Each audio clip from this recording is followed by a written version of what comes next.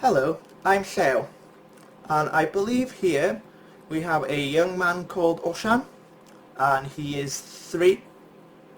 Okay, good. I love your name, by the way, Osian. It's big and strong. And from his record here, I can see that he hasn't been in since he came out of Mummy's tummy, which that is very good, meaning he's being nice and healthy and looked after. Okay, so Mum, give me the lowdown. What happened here? Ah, okay, he was web slinging off the sofa and fell on his left wrist, is that correct? Okay, yeah. Well, I'm going to have to just take a little look there, Osian. I know it's going to be painful, but if you don't mind squeezing Mummy's hand, or maybe singing your favourite song for me? Yeah, that would be good. Thank you very much. Okay. Yep, I can see some bruising, some swelling, and a little bump here just above the radiocarpal joint. Yeah, just above the wrist. Okay, yeah. Thank you for that, Osian. I know that must have hurt, so thank you for being a big, brave boy.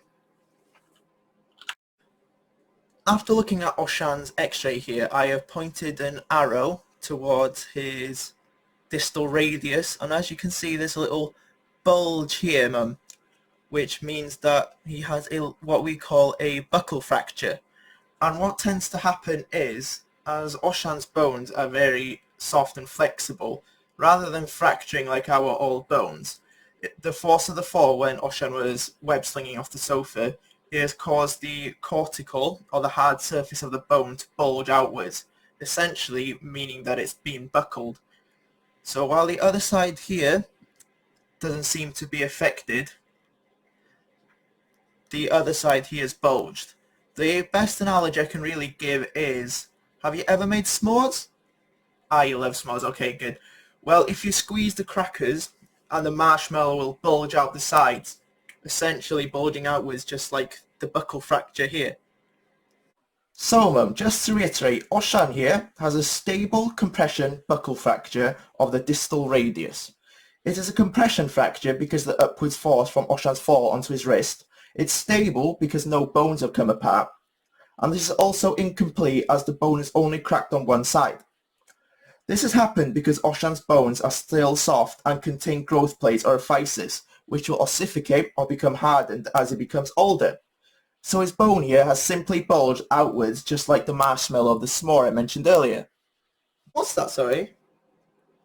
Oh no, this happens so often you wouldn't even believe. It is the most common fracture that we deal with here, so you're not the first mother to bring their child in with a buccal fracture, so don't worry.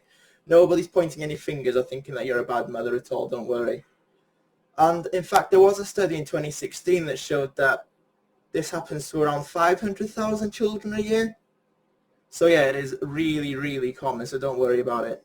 So what I'm going to do now is just give you a little splint, okay, Osian? And I know it might look a bit like Thanos' Infinity Gauntlet, but please try to avoid clicking your fingers too much, okay?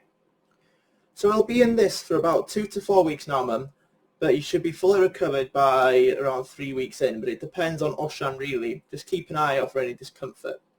And if he is in any pain, although the splint should try to relieve some of that, give him some paracetamol ibuprofen containing products such as Calpol or Calprofen. And in about 6 weeks, he should be fully recovered and back to normal activity. But until then, just avoid any rambunctious things like the playground. If you do find he's still not back to normal, then he will need another appointment just for us to get an idea what's been going on, as he might need surgery. This isn't likely with Osian, as his is a very straightforward buccal fracture.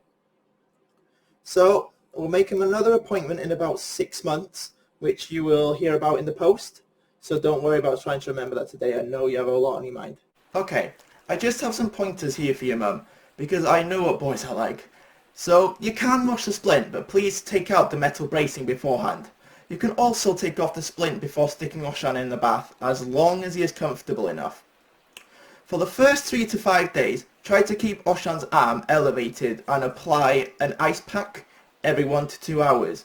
But please try to remember placing his arm in a plastic bag beforehand just to stop the splint getting wet. Also, he can go back to school, but please make sure that the pain will allow him to do so, and as long as he is comfortable enough to go.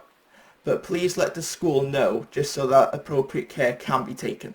So, do you have any questions? No? Well, Osian, you're going to have to be take it easy, man, for a while.